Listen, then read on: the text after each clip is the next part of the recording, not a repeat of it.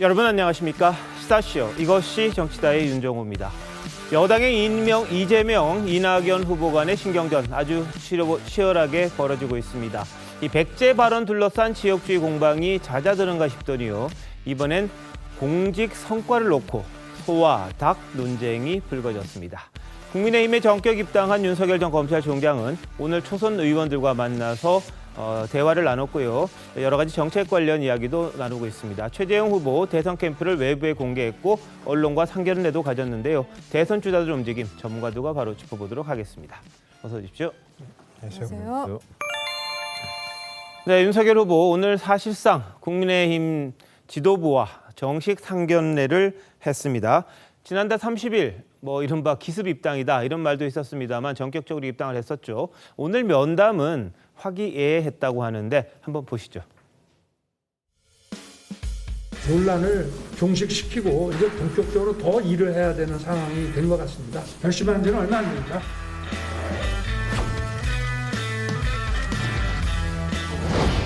환영합니다.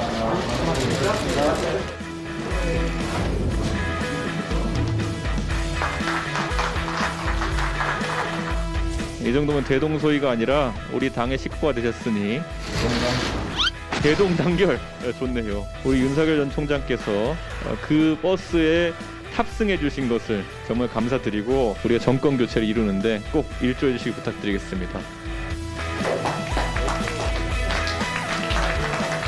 당원이 됐기 때문에 정권 교체를 이 국민의 힘과 함께 모든 걸 바치고 헌신을 다하겠습니다.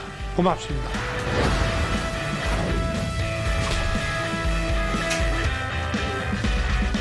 반갑습니다. 저희 사진 찍어요. 반갑습니다. 네. 네, 반갑습니다.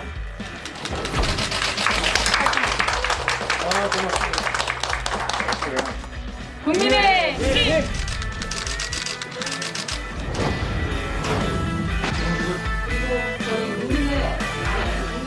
입당을 했으니 우리 의원님들께 좀 신고를 드려야 되겠다.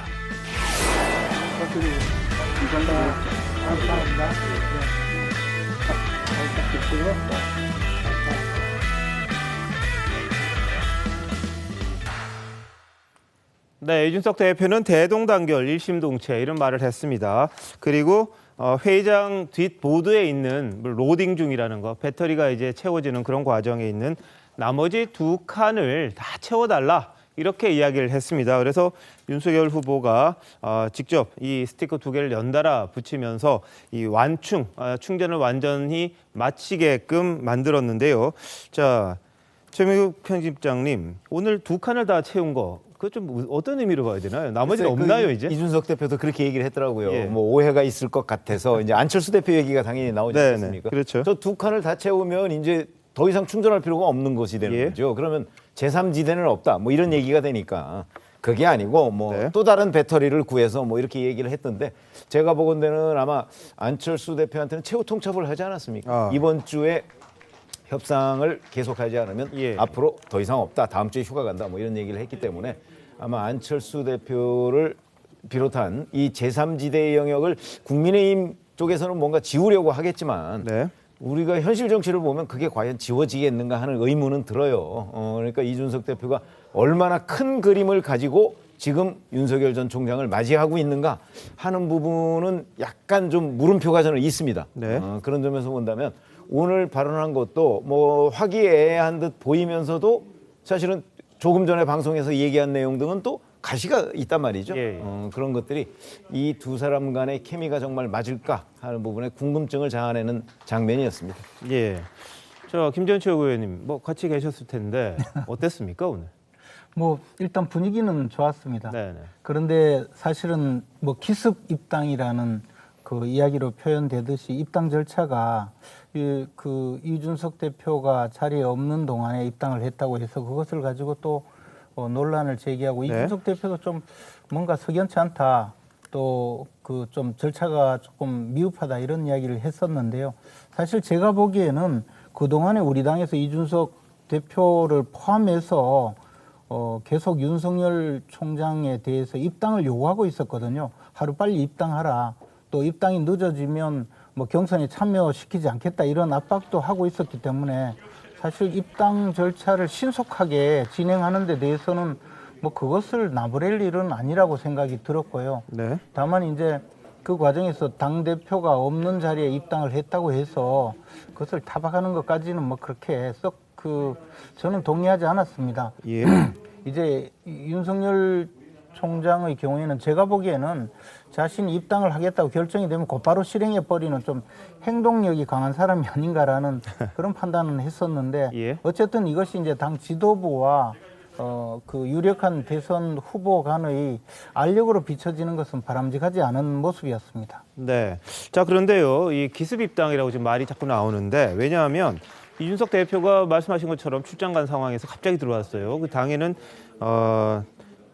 그 대외협력위원장 말고는 없는 상태에서도 김기현 원내대표도 휴가하고 이런 상황이었는데, 그래서 오늘 왜 왔는지 모르겠다, 의도가 모르겠다, 이렇게까지 이준석 대표가 아침에 이야기하는 게 있었거든요. 윤석열 후보 이야기까지 같이 한번 들어보시겠습니다. 원래 2일에 이제 입당하는 것으로 저희가 사전에 양해가 있었는데 중간에 정보가 유출됐다고 해서 이제 일정을 급하게 변경한 것으로 이렇게 알려졌는데 다시 상의를 했어야 되는 부분이 아닌가 싶고 형식이 있어가지고는 굉장히 좀 아쉬운 부분이 있긴 합니다. 이거는 좀 의아하긴 했다. 섭섭하시죠, 솔직히? 아니죠. 의도가 뭔지 모르겠으니까 섭섭하기도 전이죠. 자꾸 입당을 언제 하냐 안 하냐 하는 그런 그 불확실성을 국민들께 계속 갖게 하는 것은 그건 올바른 처신이 아니라는 생각을 하게 됐고, 제가 지도부에도 그 입당 시기가 그렇게 늦지는 않을 것이다 라고 이제 말씀을 드렸고, 뭐 그런 충분한 소통 하에 그렇게 입당을 하게 된 것입니다. 자, 정호김 의원님 어떻게 보세요, 이 부분은요? 지금 그 대표의 얘기 중에 원래 2일에 입당하는 것으로 되어 있는데 이런 뉘앙스로 얘기를 하는 거 봐서는 네.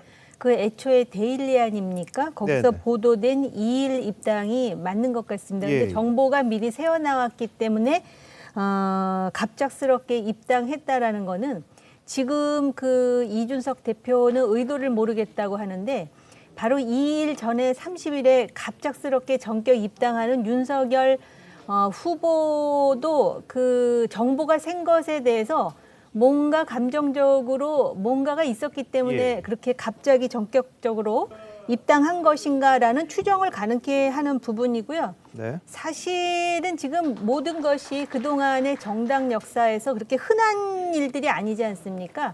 그런데 이제 그 배경 속에는 과거에는 주로 이제 당에서 정권을 쥐고 있는 사람이 강력한 대선 주자인 경우가 많았는데 지금 당대표 따로 있고 또 지금 1등 주자가 외부에서 입당하는 상황이고 그러다 보니까는 그 정치권에서 있을 수 있는 아주 미묘한 신경전 같은 것이 존재하는 것 같다라는 느낌이 들고요. 네. 저렇게 입당함으로써 또 사실은 그 전에 많은 사람들이 뭐라고 또 추측을 했었냐면은 이미 김종인 전 비대위원장이 윤석열 캠프에 있어서 상당한 영향력을 행사하고 있다 이런 추측들을 했었는데 네네. 김종인 위원장 같은 경우는 11월이나 뭐 나중에 단일화하는 게 맞지 지금 지지율을 유지하고 있는 동안은 입당할 필요가 없다 이런 의견을 제시하기도 했거든요.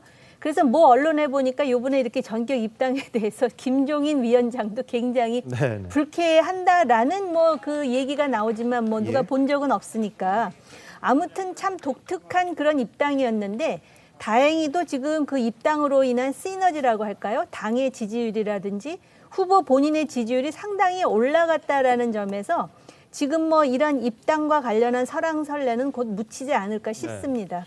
알겠습니다. 뭐 윤석열 전 총장 같은 경우에 입당하자마자 또 김종인 전 비대위원장도 만나고 무마하고 이런 움직임들이 굉장히 빨랐습니다. 금태섭 전 의원도 만나고요.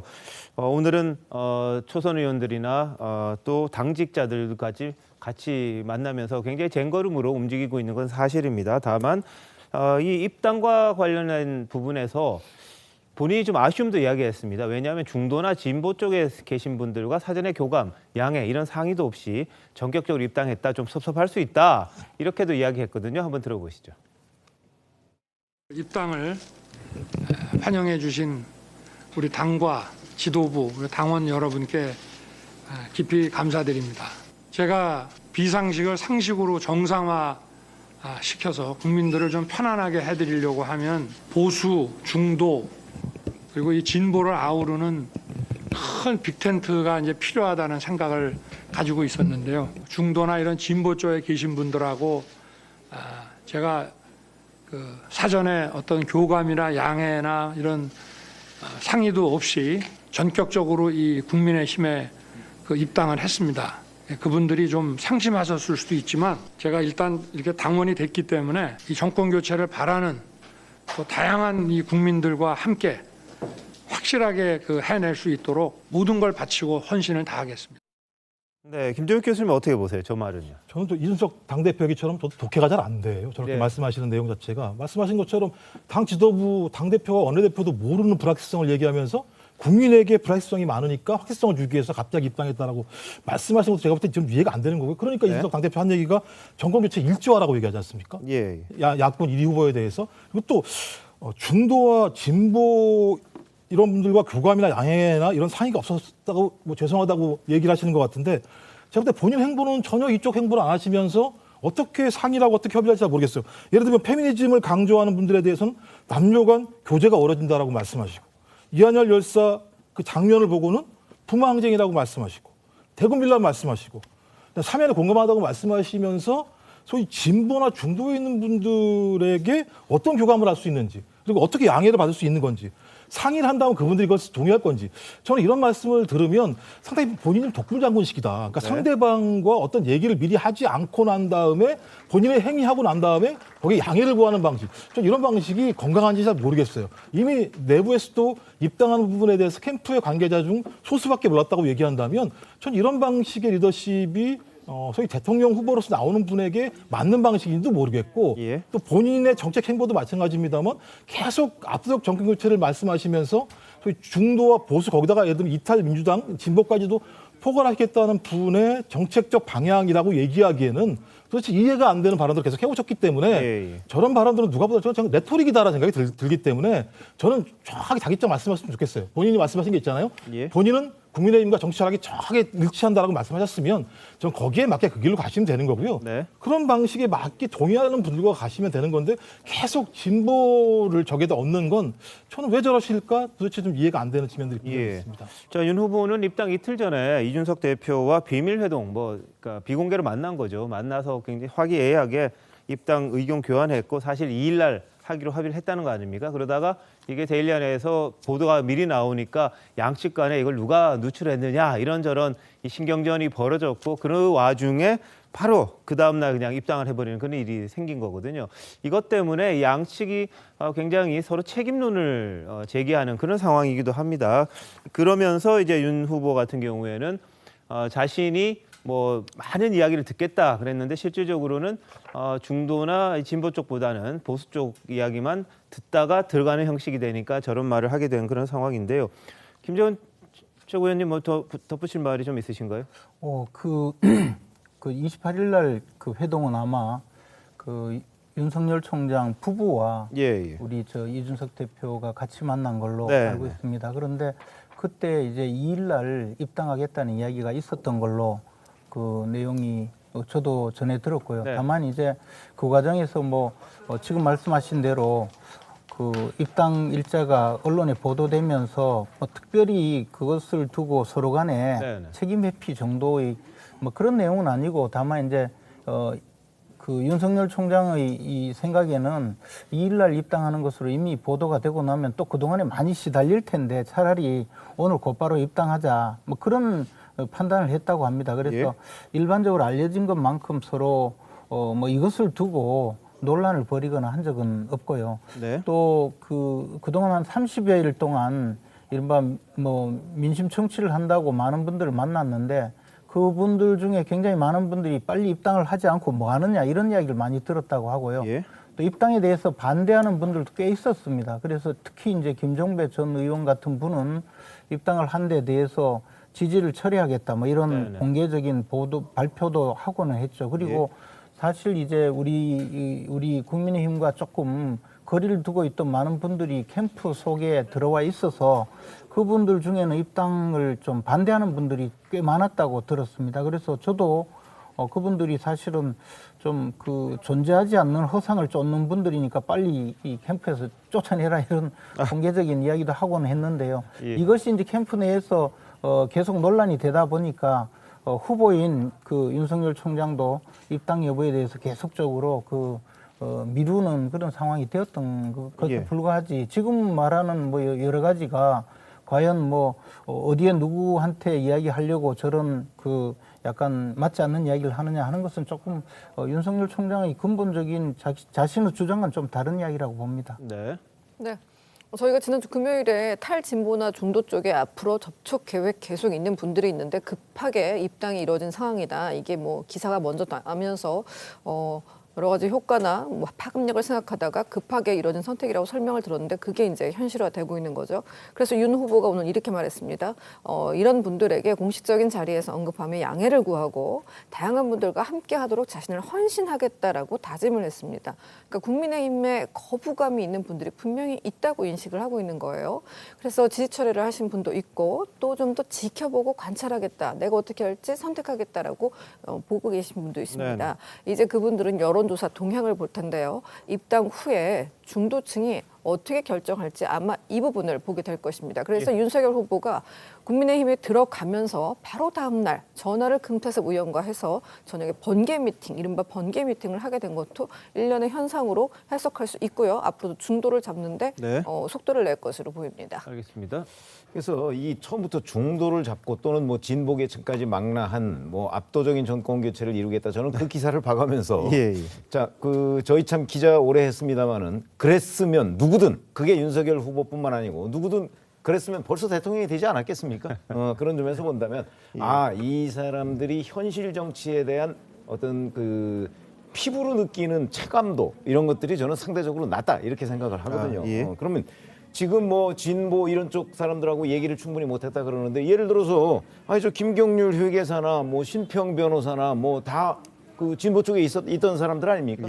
그런 사람들하고 다 만나서 얘기 듣고 뭐 이 중에 뭐 신평 변호사라는 사람은 뭐 지지하겠다고 이렇게 공식적으로 발표까지 하고 그러니까 근데 이제 그런 사람들하고 본인이 국민의힘으로 들어갈 때 그런 사람들하고 얘기를 충분히 하고 양해를 구하고 들어갔으면 아마 그런 걸 지금 윤석열 후보가 얘기를 한 것이 아닌가 싶고요. 그러니까 그걸 우리가 폄하하기 위해서 뭐 자기 변명이다 이렇게까지 사실 공세적인 입장을 취하기는 좀 그렇고 다만 그래서 뭐 본인이 일단 국민의힘으로 들어갔으니까 지금부터라도 뭐 중도나 뭐 진보 진영을 좀 잡겠다 하는 거는 국민의힘 안에 있어가면서도 충분히 언행을 그렇게 할 수는 있는 거거든요. 그러니까 국민의힘에 들어갔다고 그 모든 뭐 중도와 진보를 포기한 건 아니다. 저는 이렇게 분석하고 싶습니다. 알겠습니다. 윤석열 후보 오늘 국민의힘 초선 의원들과 만나서 대권 도전에 대한 자신의 생각을 좀 이야기를 했습니다. 개인적으로 보면 불행한 일이고 패가 망신하는 일이다. 이렇게 이야기를 했는데요. 한번 들어보시죠. 대통령에 도전하겠다는 이런 생각. 사실은 총장 퇴임할 때까지만 해도 이런 생각을 갖지 못했습니다. 정말 개인적으로 보면은 불행한 길이고 정말 패가 망신하는 길입니다. 정말 이거는 모든 거를 던지고 그야말로 모든 사람한테 손가락질 당할 각오를 하면서도 명예고 뭐 인간관계고 다 버리고 정말 국민을 위해서 나라 걱정을 해서 정말 한번 해보겠다는 생각을 가지면 모르겠습니다만은 이것이 가문의 영광이고 개인적인 광영이라고 생각한다면은 그거는 큰 오산이기 때문에 전 또 지켜봤지 않습니까? 전직 대통령도 제가 사법 처리를 해봤고 그게 한국의 현실입니다. 하여튼 결정하기 쉽지 않았습니다. 결정 과정 쉽지 않았다. 패가 망신이다. 그럼 바로 왜 그럼 나오려고 그러냐. 이런 말이 나올 법도 한데요. 자, 이승훈 변호사님 어떻게 보세요? 저는 이 말을 윤석열 전 총장의 이 말을 듣고 한참 봤어요. 무슨 말이지 그렇게 생각했어요. 이게 대통령이 출마하는 게 패가망신이라고 하니까.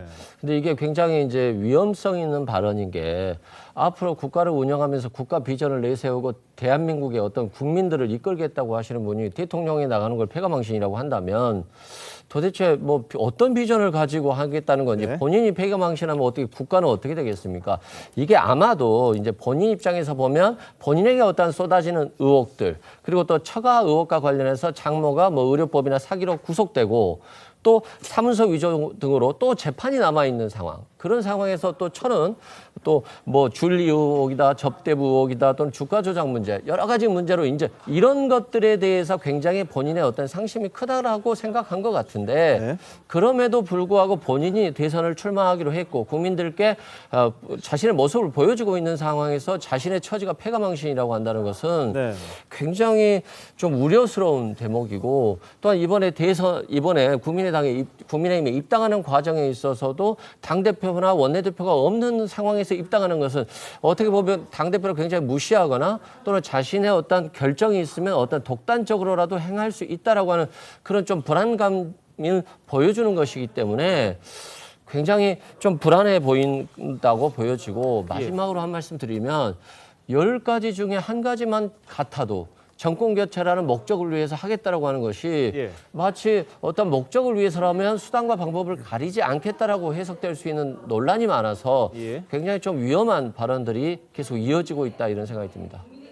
김재현 의원님 어때요? 이 정치하시는 그 자체가 어떻게 보면 뭐 대통령을 다 하겠다 이런 꿈을 갖고 하셔야 된다 이런 말을 저는 듣긴 했는데 대통령 나가는 것에 대한 이 개인에 대한 부분은 뭐 이해가 되긴 합니다만 저 발언의 속뜻을 뭐 어떻게 봐야 될까요? 근데 이제 패가망신이라고 한 것이 실제 우리가 아는 그런 패가망신은 아니라 조금 이제 자기 스스로 최근에 그 벌어지고 있는 여러 가지 그 논란에 대해서 좀 자조적으로 표현한 것이 아닌가 생각합니다. 그것을 두고 지금 앞에서 말씀하신 대로 뭐 아무것도 기대할 것이 없다는 정도의 그런 그 비난을 할 내용은 아닌 것 같고요.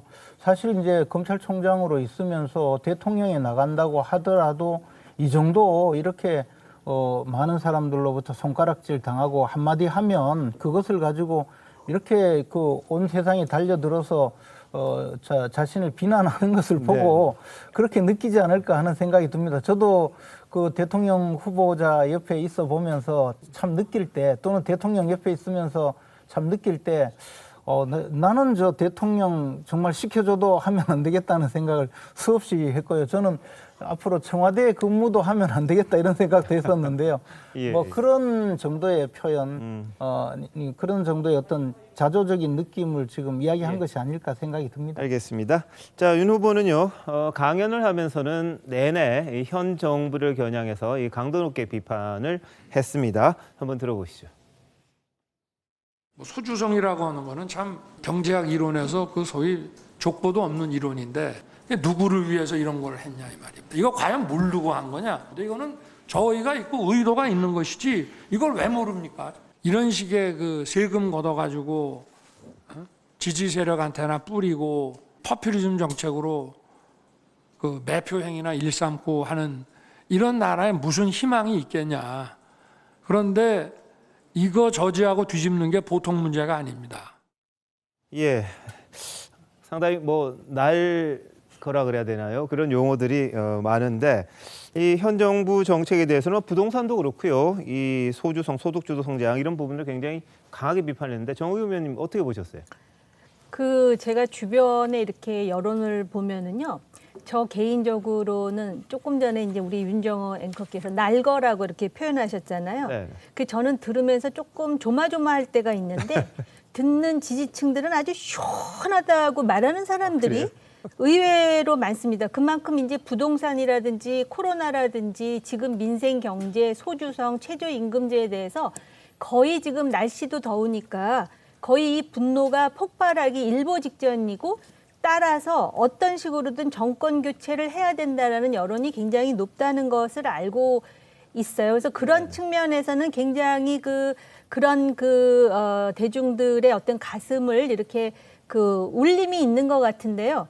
그런데 이제 조금 전에 왜 대통령에 출마하는 게 정말 그 손가락질 당할 일이고 불행하고 패가망신 이런 얘기를 했잖아요. 저는 사실은 그것도 어떤 취지로 얘기했는지 저는 이해를 할 수가 있어요. 네. 그런데 지금 현재 이제 본인의 그 감정 상황을 얘기하는 부분도 있을 것이고 또 사실 검찰총장 할 때 저렇게 직설적이면서도 그 정확하게 알아들을 수 있는 용어로 얘기할 때 그 검찰총장으로서 집권당 정치 세력을 향해서 할 때는 그게 참 시원했는데 지금은 이제 듣는 사람들이 유권자 아닙니까? 예. 그렇기 때문에 그 캠프 내부에서 적어도 상대방이 빌미를 잡거나 딴지를 걸 수 있는 그런 말에 대해서는 좀 순화할 필요가 있지 않느냐. 네네. 아까도 말씀드렸듯이 무슨 취지인지는 알겠습니다. 근데 이미 뭐 많은 분들이 지적하잖아요. 아까 네. 말씀하신 그 부마도 그렇고요. 또 예. 뭐 120시간 거기다가 대구, 소련, 그다음에 이제 또 부정식품 얘기 같은 게 그 내용을 잘 들어보면은 그게 저는 납득이 되는데 그 속에 정말 당신이 이렇게 말하는 게 문제가 있다라고 빌미를 잡힐 수 있는 그런 소지가 있다라는 것이죠. 예. 그런 부분을 좀 순화한다면 그 윤석열 후보에 대한 지지자들이 더 늘지 않겠습니까? 네. 자, 뭐 부마 이야기라든지 뭐 이런저런 지금 설화에 휩쓸려 있는 부분들 맥락과 편집된 부분과는 뭐 서로 좀 다른 점이 있다 이런 이야기도 있습니다. 그렇게 해명도 하고 있는데 그 전체를 한번 보시고 판단해 보시는 게 어떨까 싶습니다. 지금 언론에 나온 부분들이 좀 단편적인 부분이 있어서 이거 전체를 다 맞다 안 맞다 이렇게 말씀드릴 수는 없을 것 같습니다만 여하튼 김기현 원내대표도 이야기했었나요? 정치인의 말이라는 게 이렇게 저렇게 편집당해서 보여질 수도 있기 때문에 그 자체를 좀 정제해서 하는 것이 필요하다 이렇게도 이야기를 했습니다. 자, 김종욱 교수님은 어떻습니까? 이 정부에 대한 비판으로 선거를 치르려고 하는 건가요? 아니 뭐 이분이 정부에 대한 비판으로 지지율이 높아지신 분이기 때문에 저는 예. 뭐 계속 반문, 뭐 정권 교체라는 말씀을 지속적으로 사용하실 거라 생각이 드는데 가끔 느끼는 게 이분이 경제학자셨나라는 생각이 드는 검사 출신이었잖아요. 계속 이런 예. 얘기를 하는데 네. 소수 성장이라는 게 족보가 없다고 말씀하시는데요. ILO 같은 국제노동기구에서 얘기를 하긴 해요. 하지만 주류경제학에서 이 부분과 관련해서 논쟁이 많은 건 사실입니다만 네네. 전 이분 이렇게 잘하시는지 또 매번 밀턴 프리드만만 말씀하시는데 신자유주의 경제정책에 대해서 유엔에서 예를 들면 이것이 문제가 많으니까 불평등 경제를 양산한다고 얘기해가지고 포용 경제를 얘기하는 상황인데 항상 한 가지의 방법만 가지고 반대편은 다 해봤다고 이렇게 말씀하시는 것 자체에 자기 근거가 어디 있는지 전 잘 모르겠다는 생각이 많이 드는 거고요. 또 거기다가 무슨 뭐 현 정부가 이권 카르텔을 가지고 있다는 이 파퓰리즘이라는 이런 말씀을 하시는 거 보면서 증거가 뭔지 검사라고 하시는 분들은 어떤 증거를 가지고 수사를 통해서 증거를 가지고 그 증거가 명확하게 되면 기소를 하시는 거잖아요. 네네. 제가 볼 때는 아니 이권 카르텔이 뭔지도 모르겠고 파퓰리즘이 뭔지도 모르겠고 전 이런 식으로 수사하잖아 지금까지. 제가 볼 때 이렇게 하시면 앞으로 많은 국민들이 이분이 말씀하시는 내용에 대해서 신뢰가 되게 어려워요. 예. 정확한 내용들을 말씀하시고 그 내용에 대해서 국민이 아 그렇구나 저 말이 맞네라고 설득이 돼야 지지를 하고 지원을 하는 건데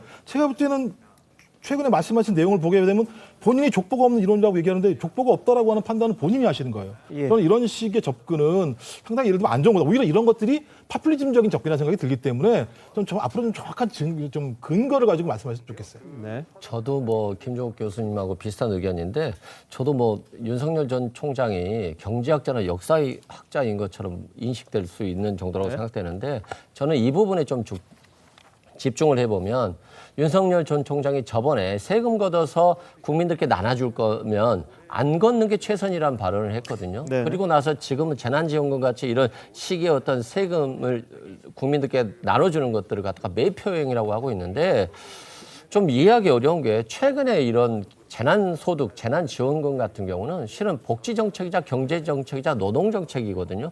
일자리를 잃은 사람에게는 노동정책이 될 수도 있고 소상공인들에게는 경제정책이 될 수도 있고 또 복지 사각지대에 있는 분들에게는 복지정책일 수도 있거든요. 그런 측면에서 윤석열 전 총장이 자꾸 이런 것들을 매표행이라고 하지만 네. 전 세계적으로 일본이나 독일이나 미국 등 전 세계가 코로나 예. 상황에서 이런 재난지원금을 지급하고 있다는 측면에서 보면 윤석열 전 총장의 어떤 노동정책이나 경제정책, 복지정책이 조금 문제가 있지 않나 싶습니다. 알겠습니다. 뭐 지금 지지율이 나가고 있습니다만 대선 후보 적합도인데요. 입당 효과는 좀 있는 것 같습니다. 예전보다 이 수치가 올라간 결과가 오늘 또 나왔습니다. 세계일보와 미래한국연구소가 조사한 내용인데요. PNR 리서치가 지난달 31일 실시한 여론조사 결과였습니다. 정의기 의원님. 네, 이권 카르텔이라든지 파퓰리즘이라든지 또 재난지원금과 관련한 비판은 어떻게 보면은 저 여론조사에서 보여지듯이 다수의 국민들이 오히려 시원하다 느낄 정도로 지금 동감하고 있는 부분이 아닌가.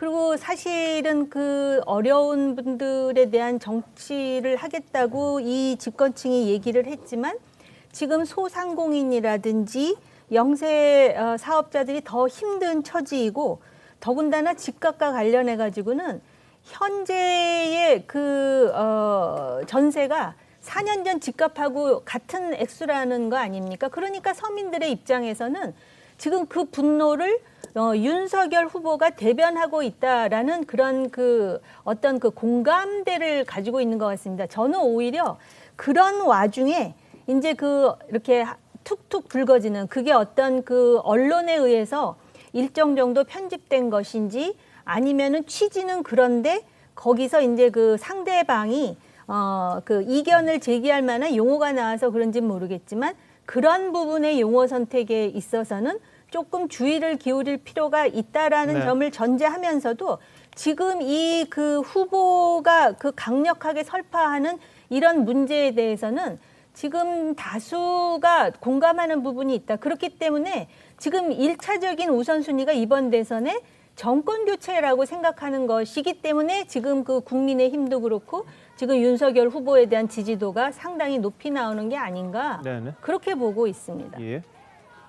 근데 이제 대선에 나온 정치인이 그 정치적인 어떤 의사표시 내지 정치적으로 자신의 입장을 설명하는데 검사 시절 하듯이 증거를 가지고 그것에 맞춰서 이야기하라고 하면 어떤 말을 할 수가 있겠습니까? 그러면 지금 여당에서 퍼붓고 있는 수많은 이야기가 뭐 배신자라든가 또는 그 윤석열 총장을 통해서 이야기하고 있는 많은 것이 증거를 가지고 이야기하는 것이 어디 있습니까? 그리고 이 현 정권에 대해서 포퓰리즘이라고 비판한 사람은 한두 명이 아니고 소주성 정책에 대해서 그것이 말이 수레를 끄는 것이 아니고 수레가 말을 끄는 것이라고 비판하면서 족보가 없는 정책이라고 이야기한 것은 이미 수없이 많은 사람들이 이야기한 것인데 그것에 대해서 뭐 다른 이야기를 굳이 하면서 바보같이 저런 이야기를 한다는 취지로 말씀하시는 거는 저는 좀 너무 심한 것 같아요. 그리고 아니 그 검사 출신이라도 공부를 열심히 해서 자기 아버지도 경제학자인데 네네. 경제학적 지식을 갖추고 이야기할 수 있는 것이고 예, 알겠습니다. 특히 밀턴 프리드먼의 이야기 같은 경우에는 사실 저희들도 대학 다닐 때 그 시카고 학파로서 그 통화주의자의 그 가장 그 대표적인 그 경제학자로서 충분히 공부를 했던 내용이고요. 네네. 우리가 사실 저 사법시험을 봐도 경제학 저 시험을 보는 예, 예. 알겠습니다. 사람들도 있는데 좀 이 저 비판의 문제가 아니고 비난 수준으로 이야기하는 것은 네. 과히 저 납득하기가 좀 어렵다라는 생각이 듭니다. 알겠습니다. 김 교수님 예, 뭐 반론 있으십니까? 저는 비판이라고 생각을 하는데요. 그러니까 이권이 뭔지, 이권이라는 건 생각보다 예를 들면 뉘앙스가 안 좋은 말이에요. 네네. 뭔가 이득을 취한다는 거거든요, 불법적으로. 이권이 뭔지를 얘기해야 되는 거죠. 그다음에 카르텔이면 누군가 모여서 하는 거예요. 이런 음모를 가지고 네. 협잡을 하는 거죠. 이 얘기를 가지고 본인이 또 파퓰리즘, 이렇게 얘기하는 것 자체가 파퓰리즘이라고 생각이 드는 거고 또 하나는 파퓰리즘을 얘기하면 본인이 대통령 국정 운영 지지율보다 더 높으시든지 높지도 않아요, 제가 볼 때. 그러니까 저는 이런 많은 얘기들의 내용들을 들어보게 되면 예. 본인이 주장하시는 거잖아요. 그런 내용에 대해서. 근데 거기에 대한 합리적인 증거 틀이 없다라고 말씀하시면 네. 국민들이 그걸 신뢰할 수 있겠냐고 말씀을 드리고 좀 더 국민들에게 다가가서 설득할 만한 말씀을 하시라고 저는 제안을 드리는 거예요. 알겠습니다. 뭐 비판 아니 저도 예, 한마디 예. 말씀을 드리고 싶은데 아니 그럼 그렇죠. 뭐 아니 그렇게 얘기할 수도 있어요. 그러나 정치인이 사실 이념적으로 좌우 또는 뭐 예를 들어서 세대 뭐 이런 데를 다 정확하게 그 표적으로 해서 만족시킬 수는 없는 거예요. 예. 그렇지 않습니까? 윤석열 전 총장은 본인을 지지하거나 그 중간지대에 있는 사람들을 만족시키기 위해서 저런 얘기를 하고 있는 거고요. 네네. 자, 자꾸 이권 카르텔 얘기에 대해서 거기에 구체적인 증거가 없다, 근거가 없다 이렇게 말씀하시는데 제가 근거를 그럼 두 가지만 들을게요. 예를 들어서 울산시장 선거 개입 의혹. 그게 이권 카르텔이라고 충분히 할 수 있는 정치인의 주장입니다. 네. 그다음에 유재수 감찰 무마 의혹. 자, 그거는 이권 카르텔이라고 할 수가 없나요? 저는 어느 관점에서 보느냐 이 차이지. 예. 그거는 만약에 검사처럼 그 본인이 수사했던 거 아니겠습니까? 네네. 검사처럼 저렇게 들여다보면 당연히 그거는 그 울산시장이라는 그 자리를 놓고 지금 예. 그런 문제가 생겼던 거잖아요. 그렇기 때문에 충분히 그 얘기할 수 있는 거다. 그리고 네. 단번에 윤석열 총장이 이 모든 거를 근거를 대고 얘기할 수는 없는 거 아니겠습니까? 알겠습니다. 아마 앞으로 그런 얘기들이 차차 나올 겁니다. 예. 네, 우리 국민 여러분께서 판단하실 부분 같습니다. 이게 이제 전 총장 이제 후보죠. 윤 후보가 언급하는 부분에 대해서 공감이 가면 뭐 지지율로 표현이 될 것이고 공감을 못하면 또 본인이 생각했던 거 이하로 또 떨어질 수 있으니까 이제 시작이 아닌가 싶습니다. 이제 경선에는 참여할 것이고요. 이 후보를 향해서 일단 달려갈 텐데 뭐 오늘 지지율 아까 좀 보셨습니다만 여하튼 입당 효과가 나름 있다 이렇게 볼 수는 있어 보입니다.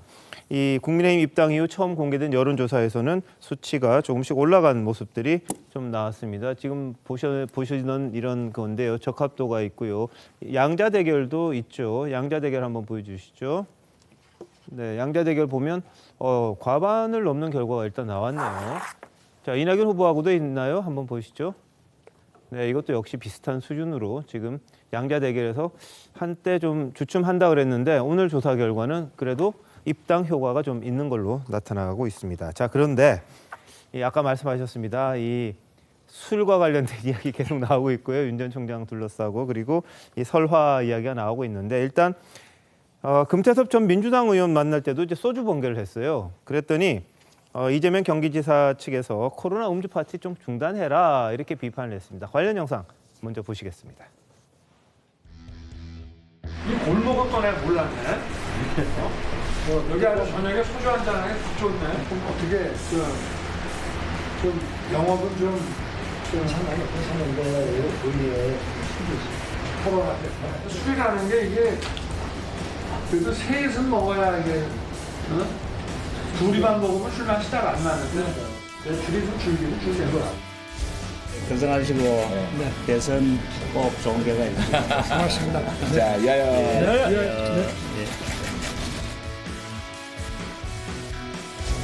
더 빨리 뵀어야 되는데. 예. 그때 제가 가지고 아니 마치 무슨 방송국 저 드라마 스튜디오에서 술 먹는 맥주 먹는 장면 촬영하고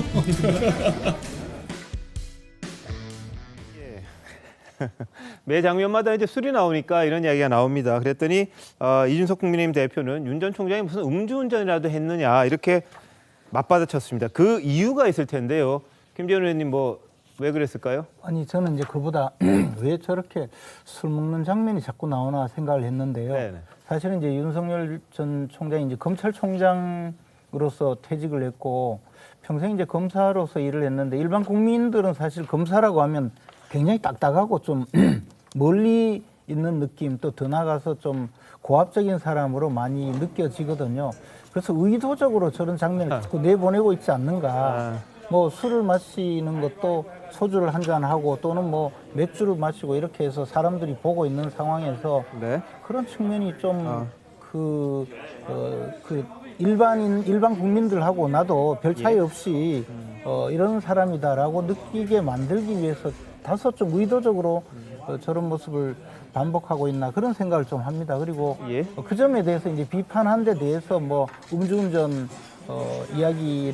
음주운전을 한 사람이 비판을 하느냐 뭐 이런 정도 이야기는 아마 이렇게 편안한 자리에서 지금 음주를 하면서 대화를 한 것인데 그것이 무슨 불법도 아닌데 이렇게까지 비판을 하느냐 뭐 그런 반론 같은데요. 뭐 어쨌든 저는 저렇게 이제 음주 장면이 계속 앞으로 나가는 것은 조금 문제가 있지 않을까 생각을 합니다. 예. 자, 김성 기자, 이제 이재명 지사에 대한 부분을 지금 이준석 대표가 사실상 암시를 한 거죠. 네. 이재명 경기도지사 측이 윤석열 후보를 향해서 코로나 위기에 역행하는 음주 파티를 계속 이어가고 있다. 중단하라. 이렇게 비난을 한 겁니다. 근데 이준석 대표가 페이스북에서 반격을 한 겁니다. 술꾼으로 산란이요. 윤 후보가 음주운전이라도 했습니까? 라면서 반박을 한 거죠. 그러면서 이재명 지사가 2004년에 음주운전 혐의로 150만 원 벌금형 선고받은 거 그거 거론을 하면서 음주운전한 분께서 왜 이렇게 해명을 요구하냐면서 항의를 한 겁니다. 그러면서 사진을 하나 더 올리기도 했어요. 2017년에 문 대통령이 이재명 지사, 안희정 지사 등 이렇게 함께 모여서 회동을 하면서 호프 미팅을 한 사진들을 올렸습니다. 물론 그 당시 코로나는 없었습니다. 예, 코로나 사태가 아니어서 이제 저게 더 논란이 되는 부분은 있습니다. 그 당시에야 뭐 자유롭게 할 수 있는 모습인데 다만 지금 이제 뭐 2명밖에 못 모이는 그런 상황인데 저렇게 자꾸 이렇게 술을 권하고 음식을 먹고 이런 것들이 과연 바람직하냐 이런 차원에서 하는 거긴 합니다만 정치인의 움직임 자체를 또 그런 너무 그쪽 잣대에서만 보는 거 아니냐 이런 또 지적도 나오는 것 같습니다. 여하튼 윤 전 총장이 움직이는 데마다 뭔가 이렇게 계속해서 문제가 제기되고 거기에 대해서 또 반응하는 그런 상황들이 생기고 있는 그런 모습입니다. 자, 윤 후보 금태섭 전 의원 만났고요. 또 김종인 전 비대위원과도 위원장과도 만났습니다. 조기 입당 반대했고 11월 경선 단일화 경선 권유했던 김종인 비대위원장. 자, 최병국 편집장님 어떻습니까? 김종인 전 위원장의 지금 생각은 어떨까요? 윤 전 총장의 글쎄 아마 김종인 전 위원장도 상당히 불쾌감을 가지고 있을 거라고 짐작이 됩니다. 왜 그러냐면 잘 아시다시피 김종인 전 위원장은 지금까지 11월 단일화 얘기도 했고요. 그 얘기는 곧 저는 어떻게 해석을 했느냐면 내가 밖에서 제3지대를 만들어서 같이 뭐 김종인 뭐 예를 들어서 뭐 이제 김동연 전 경제부총리까지 합쳐서 이렇게 해서 제3지대로서 몸집을 키워서 국민의힘 쪽과 단일화 경선을 한다든가 뭐 이런 것들이 좀 더 바람직한 그림이 아니냐. 아마 김종인 전 위원장은 이렇게 그 생각을 하고 있었던 것이 아닌가. 그런데 거기 그 대열에서 이탈을 해서 지금 그 윤석열 전 총장이 전격적으로 입당을 했단 말이죠. 네네. 그러면 이건 뭐 나하고 관계를 끊으려고 하는 것인가 뭐 이런 부분, 그러니까 본인의 그림에서 이제 벗어났다는 거죠. 아마도 그런 생각을 갖고 있지 않을까 하는 생각이 들고요. 그러다 보니까 이제 입당한 다음 날 바로 김종인 전 위원장을 만났잖아요. 아마 그거는 윤석열 전 총장이 김종인 전 위원장한테 그런 부분에 관해서 본인 입장을 설명하기 위함이 아니었겠나. 저는 이렇게 분석하고 있습니다. 자, 좀 마무리가 잘 됐을까요? 그건 어떻게 보세요? 글쎄, 근데 뭐 이미 저질러진 거잖아요. 그러니까 아마 김종인 전 위원장도 뭐 저런 식에서는 또 현실적인 분이니까 아마 이미 저질러졌기 때문에 아마 그 상황에서 본인의 그림을 좀 수정하고 있지 않을까 이렇게 짐작이 됩니다. 자, 김 교수님 어떠세요? 뭐 제가 볼 때는 국민의힘의 요구와 그다음에 김종인 비대위원장 전 비대위원장을 비롯한 외부에 있는 요인들 두 가지에 대해서 좀 절충을 취한 거라는 생각이 많이 드는데 하나 뭐냐면 말씀하신 것처럼 계속 입당하지 않는 거예요. 이렇게 계속 가늘바라고 하는 얘기들이 많았었기 때문에 저는 8월부터 11월까지 3개월을 지금에 있는 윤석열 전 검찰총장의 그 힘으로 지켜낼 수 있을 것인가에 대한 많은 의구심이 있었을 거라는 생각이 들어요. 근데 반대로 김종인 전 비대위원장의 입장은 뭐냐면 3개월만 잘 버티면 11월 달쯤에 야권 단일화를 했을 때 컨벤션 효과가 훨씬 더 클 거다. 그러면 정권 교체 효과가 훨씬 더 크기 때문에 그때까지 잘 버텨봐라. 이 두 가지 정도의 상황에서 본인이 절충을 한 거라는 생각이 드는데 저는 기본적으로 일단 입당을 했기 때문에 이 부분에 대해서 충분히 김종인 전 비대위원장한테 양해를 부여야 될 거예요. 김종인 전 비대위원장이 가장 잘하시는 게 뭐냐면 중도층을 어떻게 견인할 것인가에 대해서는 제가 볼 때 탁월한 노하우와 경험을 가지고 계시다는 생각이 들기 때문에 저는 적어도 8월부터 11월 달까지 국민의힘 안에 있으면서 중도층을 어떻게 견인할 수 있을 것인가라고 하는 비책을 김종인 전 비대위원장한테 얻어야 될 것 같은데 저는 아까처럼 저렇게 예를 들어 많은 분들과 즐겁게 술을 마시면서 말씀하시는 건 좋은데 가끔 윤석열 전 검찰총장의 최근 모습을 보게 되면 지뢰밭에서 막 뛰어다닌다는 느낌이 들어요. 이 설화 때문에 그렇거든요. 그러니까 설화를 잘 잡지 못하게 되면 그렇다면 누군가를 잡아줘야 되는데 제 생각엔 국민의힘에서 그걸 잡을 수 있을까? 좀 옆에 계시는 최고위원께서 그걸 잘 잡아주시면 좋겠다는 생각도 들긴 합니다만 좀 그런 측면에서는 제3지대에 있는 김종인 전 비대위원장 그다음에 국민의힘 이 두 힘을 잘 조율할 수 있는 본인의 균형과 조화로운 능력이 있을 것인가? 아마 앞으로의 3개월간의 그런 시험대에 놓여 있지 않을까 생각을 하게 됩니다. 김전 최고위원님 답을 좀 해주시죠. 제가 보기에는 이제 우리 정치권에서 늘 이야기하는 거 뭐 보수 30%, 중도 40%, 진보 30%. 그래서 이제 보수 진보는 이미 정해져 있고 중도를 어떻게든 끌고 와야 이긴다. 이런 도식은 이번 선거에는 별로 통하지 않는 상황이라고 생각을 합니다. 그리고 더 나아가서 이번 선거만큼 이렇게 부동층이 거의 없는 선거는 제가 경험하기도 거의 처음이라고 생각하는데요. 그렇다면 윤석열 총장이 하루빨리 국민의힘에 입당을 해서 이 정권 교체를 바라는 많은 분들에게 희망을 주고 그분들의 대표자가 되어서 정권 교체를 위해서 스스로 헌신하는 모습을 보이는 것이 필요했고 그러기 위해서는 입당을 해야 됐었거든요. 그래서 김종인 전 위원장과의 관계에서 김종인 위원장이 요구하는 대로 움직일 수가 없었고요. 그러니 그 이전에 김종인 위원장을 만나서 협의를 할 수 있는 상황도 아니었고 결국에는 이제 입당을 하고 그로 인해서 이제 벌어지는 나머지 상황에 대해서 향후에 이렇게 도와달라 뭐 그런 취지로 이야기를 했을 거라고 봅니다. 저는 윤석열 총장이 그래도 비록 그 야당에 입당해서 지금 이제 대통령 후보, 야당 소속의 대통령 후보가 되기 위해서 노력하겠지만 이 이준석 대표와의 관계라든가 또 윤석열 그 김종인 위원장과의 관계에서 예. 자신이 몰입되지 않고 자신의 그 색깔을 드러내고 계속 나가는 걸 보면 네. 그래도 저렇게 좀 해나가는 것이 지금 이 코로나19로 많은 국민들이 거의 집단 우울증에 빠져 있는 듯한 이런 좀 특수 상황에서는 돌파력을 발휘할 수 있는 또 그런 장점도 있다고 생각을 하고 있습니다. 알겠습니다. 자, 윤석열 후보를 둘러싼 여러 가지 논란들은 아내 김건희 씨를 비방하는 이 벽화로 이어졌었죠. 이른바 줄리 벽화였는데요. 서울 종로에 처음 등장했고 충북 청주에서도 한 네티즌이 뭐 만든다 이렇게 예고가 나갔었습니다. 그런데 그 벽화는 사라졌습니다. 작가가 스스로 없앴다고 합니다. 근데 본인은 그런 생각이 아닌데 왜 이상한 사람이 자기 의견도 안 물어보고 이걸 정치적으로 마치 이거 한다고 올렸느냐. 그래서 이게 논란이 되는 그런 상황입니다. 반면에 이 중고 서점을 운영하시는 한 건물주가 만들었던 이 줄리 벽화에는 이 검은색 페인트를 칠했다든가 뭐 다른 진영 간에 갈라져서 지웠다 썼다 이런 상황이 계속 됐는데요. 이 보수 쪽, 아마 보수 쪽일 겁니다. 해당 벽화를 검은색 페인트로 칠한 사람을 재물손괴로 신고하겠다. 뭐 이렇게 이야기가 나오고 있습니다. 이런 가운데 이 통곡의 벽 현수막을 또 설치를 했다고 합니다. 그러니까 진영을 떠나서 누구든지 와서 하고 싶은 말 여기다 해라. 이런 글을 또 올렸다고 하는데 윤 후보 측은요. 줄리 벽화와 관련해서는 법적 대응에 나서진 않겠다. 이렇게 이야기를 했습니다만 비판의 목소리는 내놨었습니다. 한번 보시죠. 이런 악의적인 이런 비방과 이런 인륜에 벗어나는 이런 행동들은 그게 아마 그런 걸 한다고 해서 정권이 연장되거나 할 정도로 우리나라 국민들이 그렇게 어리석지는 않다고 저는 생각하기 때문에 그런 시도는 그 목적을 달성하기 어려울 거라고 저는 생각하고 있습니다. 네, 추미애 경선 후보는요, 줄리 벽화 논란에 대해서 또 말을 했습니다. 이 더불어민주당 소속의 김상희 국회 부의장이 그 줄리 벽화가 나온 그날 바로 이게 문제다. 왜 이걸 했느냐. 비판적으로 이야기를 했었죠. 그랬더니 왜 지금 와서 이 벽화 가지고 떠들 때냐. 정치가 구석기 시대에 머물러 있다. 이렇게 이야기를 했거든요. 자, 정욱이면 저건 어떤 해석이 가능한 이야기입니까?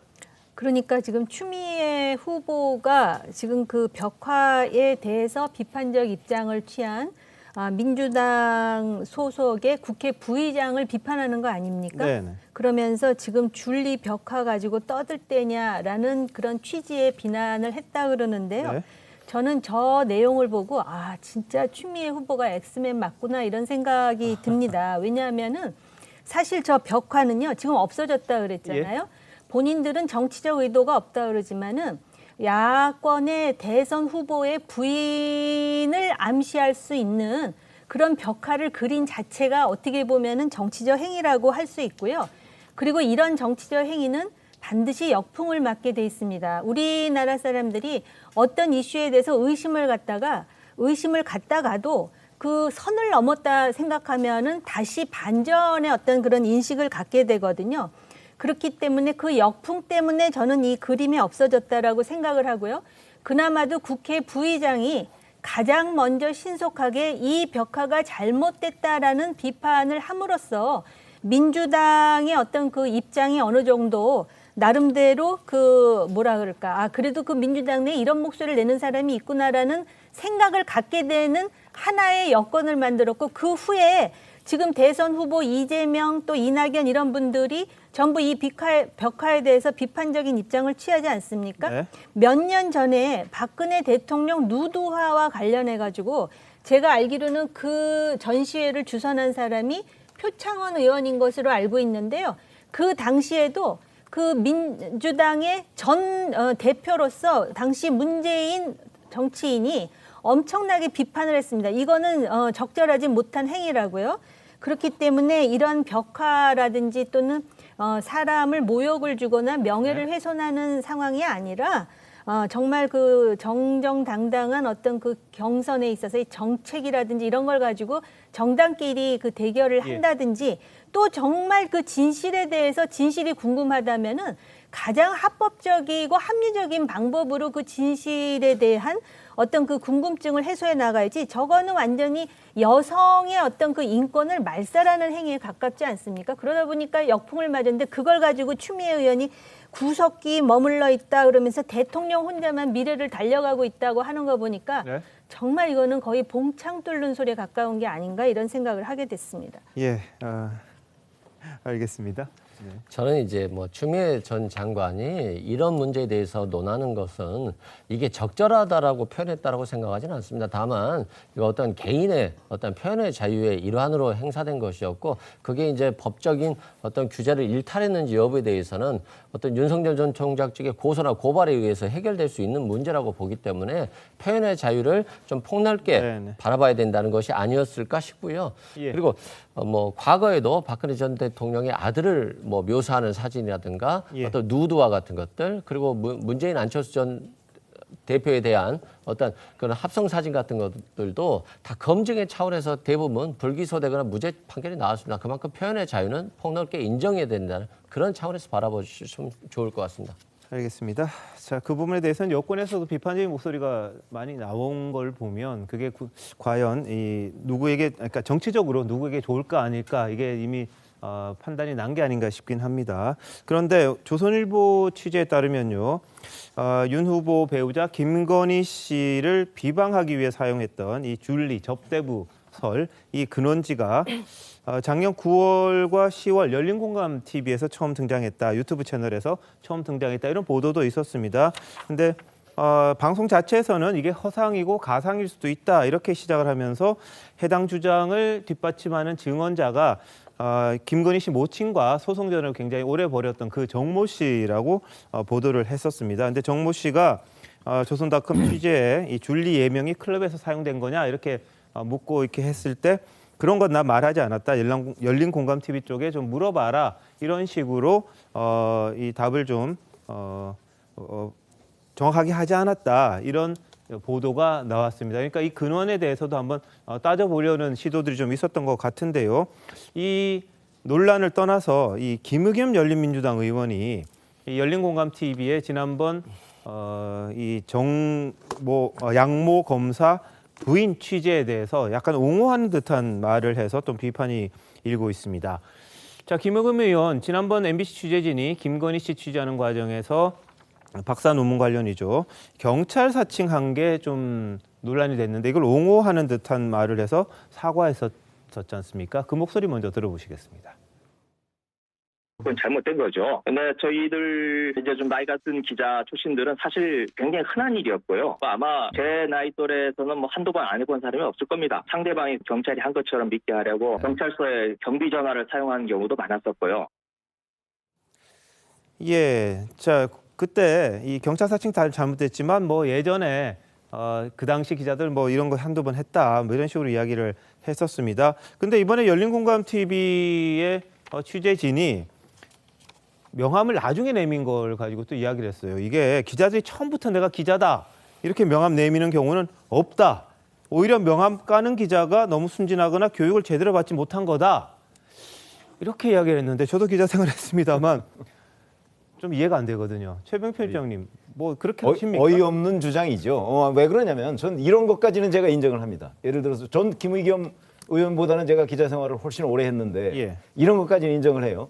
특정 상황이나 이런 곳에서 혹시 명함을 내밀기가 어려웠을 상황이 되면 그러면 뭐 나중에라도 뭐 사실은 이랬습니다라고 얘기하지만 지금 이 상황 같으면 사실 본인의 신분을 감추고 들어가서 취재를 하려고 했던 거잖아요. 그러다가 나중에 이제 명함을 아마 본인이 제공한 것으로 보이는데 저렇게 되면 그 초반부는 결국 사술 아닌가요? 네. 전 그렇게 보기 때문에 지금 그걸 일반론처럼 자 초반부터 명함을 까는 기자는 뭐 순진하다 이렇게 얘기하는 거는 정말 어이없는 주장이고 뭐 심지어는 무슨 음식점 얘기까지를 했더라고요. 음식점 아니 음식점 취재하는 거하고 지금 이거하고 똑같다고 정말 판단을 하는 것인지 저는 황당하기 이를 데 없는 해명이다 이렇게 생각합니다. 알겠습니다. 뭐 범죄 사실을 이제 깊이 취재하는 경우에 예를 들면은 이제 뭐 르포를 한다든지 그럴 경우에는 나중에 밝힐 수도 있을 것 같습니다. 근데 다만 이게 인터뷰잖아요. 인터뷰를 하러 간 건데 그걸 먼저 사람 만나러 왔을 때 인터뷰할 때 명함을 주면서 난 이런 사람인데 인터뷰하러 왔습니다 하는 게 맞는 건지 아니면 뭐 사업상 점을 보러 왔다고 해서 이야기를 쭉 끌어낸 다음에 끝날 때 명함 건네는 게 맞는 건지 그 판단을 저희 시청자분들께서도 보시면 답이 나올 것 같긴 합니다만 김재원 의원님은 어떻게 보세요? 근데 이제 저도 취재를 많이 당하는 입장인데요. 항상 뭐 전화로 취재를 하거나 하면 먼저 제가 어느 언론사 기자 네, 누구라고 그렇게 하죠. 자기소개를 하고 예. 그다음에 물어보죠. 그게 뭐 정상이죠. 이런 경우에 뭐 예를 들어서 처음부터 의도를 가지고 이것은 거의 이제 몰래카메라 수준으로 들어간 거죠. 취재가 아니라. 그리고 더 나가서 그것을 통해서 어떤 목적을 달성하기 위해서 그 이제 동영상을 만들고 또는 뭐 그런 녹취를 만들어서 그걸 가지고 자기들이 이제 목적을 달성하기 위해서 갔기 때문에 아마 수많은 그 계속 반복된 질문이나 유도를 통해서 그런 답변이 나오면 그것을 편집해서 지금 동영상을 만든 것 아니겠습니까? 근데 그것을 넘어서서 이제 국회의원이 또 저렇게 이야기하는 것도 일정한 목적이 있다고 보여지죠. 이 내용이 사실이다. 뭐 취재윤리에 어긋난 게 뭐 있느냐. 뭐 그렇게 이야기하기 위한 것인데 그럼 그 목적이 뭐냐면 결국은 네. 윤석열 전 총장이 늦은 나이에 결혼을 했는데 그 부인이 결혼하기 전에 이미 다른 남자하고 동거한 사실이 있다.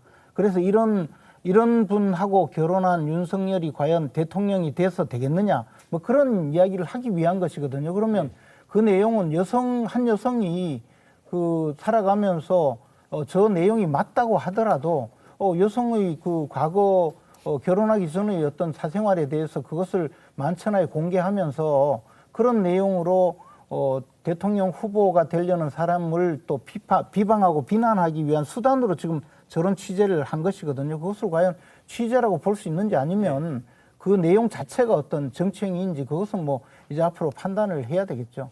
알겠습니다. 자, 아까 처음에 좀 이야기를 했습니다만 윤석열 후보 오늘은 불량식품 논란에 휩싸였습니다.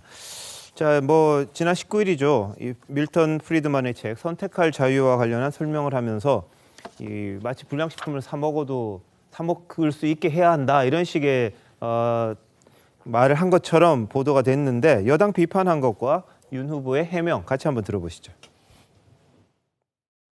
박근혜 전 대통령조차도 불량식품을 사회악으로 규정하고 강력히 단속했는데 박근혜 대통령을 구속시켰던 윤석열 후보라서 불량식품에 대해서도 생각이 좀 다른 것 같습니다. 1인 1망언 제조기라는 별명에 걸맞듯이 발언할 때마다 역대급 망언을 갱신하고 있습니다. 돈 없으면 죽지 않을 정도로만 만든 부정식품을 먹어도 된다 이렇게 생각하시는 겁니까? 좀 어이없는 얘기고 제가 그 책에 나온 얘기를 좀 언급을 하면서 미국에서도 이 행정적으로 단속하는 그 부정식품을 정하는 그 기준 뭐 예를 들면 뭐 대장균이 뭐 얼마나 있으면 부정식품이다 아니다 이런 걸 정할 때 그거를 너무 과도하게 정해놓으면 저소득층에서는 그보다 훨씬 싸게 선택할 수 있는 것을 제한한다. 국민의 건강과 직결되지 않는 거라면 좀 기준을 너무 높이 해가지고 단속을 하고 또 거기다 형사처벌까지 나가는 것은 그거는 좀 검찰권의 그 과도한 그 좀 남용이 아니냐 하는 생각을 제가 좀 평소에 가졌다 하는 뭐 그런 말씀입니다. 자, 이 변호사님 어떻게 들으셨어요? 저는 윤석열 전 총장이 선택의 자유를 너무 쉽게 생각하는 거 아닌가 싶고요. 예. 또한 이게 복지 정책을 잘 모르시는 거 아닌가 싶어요. 왜냐하면 지금 코로나 시대에 마스크를 다 쓰고 있었는데 저소득층이 마스크를 쓸 돈이 없으면 마스크를 안 써도 된다고 하는 건 아니잖아요. 복지 정책으로 마스크를 나눠줘야 되지 않겠습니까? 그리고 대장균 수 관련해서도 그렇다고 한다면 서민들이 먹는 음식이나 대장균 수가 많아도 되고 대장균 수가 부유한 사람들은 적어도 된다. 이런 기준이란 건 참 정하기 어렵잖아요. 그런 측면에서 보면 윤석열 전 총장이 굉장히 이런 아직도 복지에 대한 세금 걷어서 돈 나눠줄 거면 안 걷는 게 최선이다라고 하는 예. 아직도 어떤 선별적 보편적 복지에 대한 이해도가 좀 떨어진 게 아닌가 싶고요. 네네. 또한 주 120시간 노동시간 발언에서 보듯이 쉬게만 해주면 주 120시간 노동해도 된다. 이런 취지의 발언, 오해받을 수 있는 발언이거든요. 그런 측면에서 보면 조금 정제된 발언을 하셔야 되지 않을까 싶습니다. 예, 최병평 의원님 어떻게 들으세요? 아니 저게 저희가 조금 전에 윤석열 전 총장 발언을 쭉 들었잖아요. 많은 전제가 있어요. 예. 근데 그 전제를 모두 다 없애버리고 자 이러려고 한 것 아니야? 저는 뭐 그건 일종의 난독증이다 이렇게 보고요.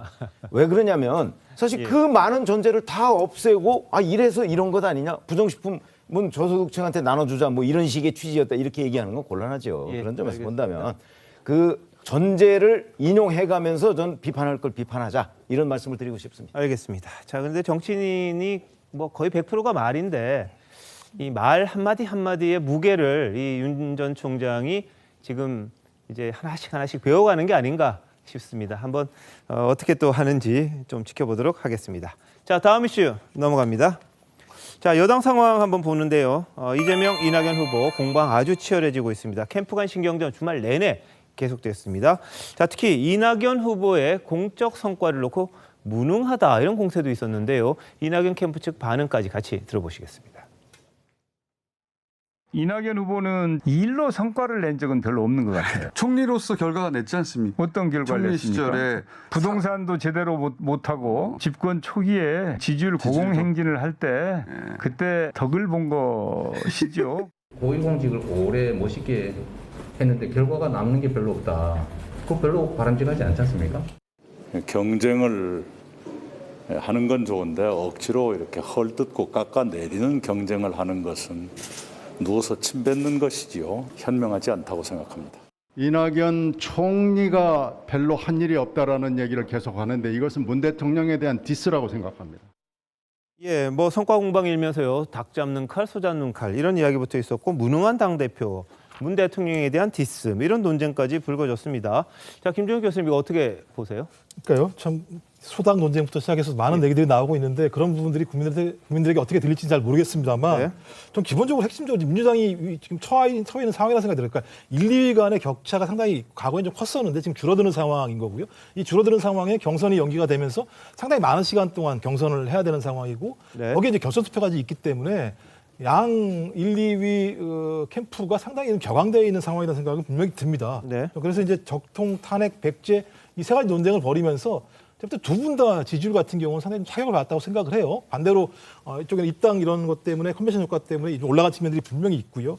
그래서 저는 뭐 지금 상황에서 소닥 논쟁 같은 경우는 과거 논쟁에 비하면 좀 낫다는 생각이 들어요. 왜냐하면 어떤 정부를 어떤 정책으로 꾸려나가는 것이 더 나을지에 대한 논쟁이기 때문에 더 낫다는 생각이 듭니다만 그래도 국민들이 봤을 때는 소닥이라는 얘기보다는 자기가 가지고 있는 특장점이 무엇인지에 대한 정책을 얘기했으면 좋지 않을까 생각이 드는 거고 또 하나는 계속 서로가 좀 상체기를 내는 얘기들을 많이 하는 것 같아요. 그러니까 계속 백제 논쟁을 하게 되면 그러니까 이재명 경기지사의 뜻이 그렇지 않다고 하더라도 계속 지역주의라고 하는 얘기들이 나올 수밖에 없는 상황인 거고 그다음에 실적과 실력을 얘기한다고 하더라도 소위 문재인 정부 초기 총리를 했었기 때문에 계속 실적이 없다고 얘기했을 때 그 부분과 관련해서 또 다른 예를 들면 문 대통령을 예를 들면 공격하는 거 아니냐라는 논란이 많이 나오기 때문에 전 그런 측면에서 서로가 좀 정제된 용어로 사용할 필요가 있다는 생각이 들고요.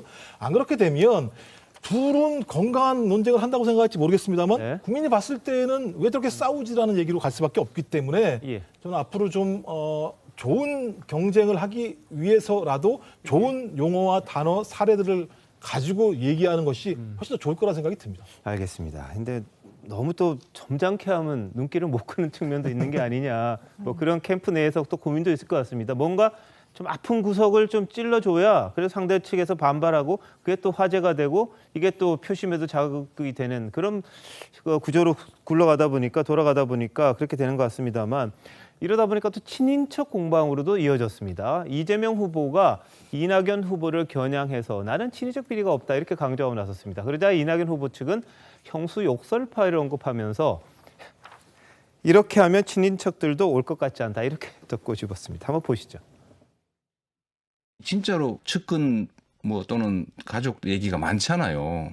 그 본인을 되돌아보셔야지. 저는 부정부패, 친인척 비리 막으려고 형님하고 싸우다가 결국 뭐 욕한 이상한 사람으로까지 돼버렸는데 청렴하려고 정말로 노력했고 청렴하고 정말 먼지 털듯이 털어도 없지 않습니까? 겨우 뭐 욕한 거 이런 거나.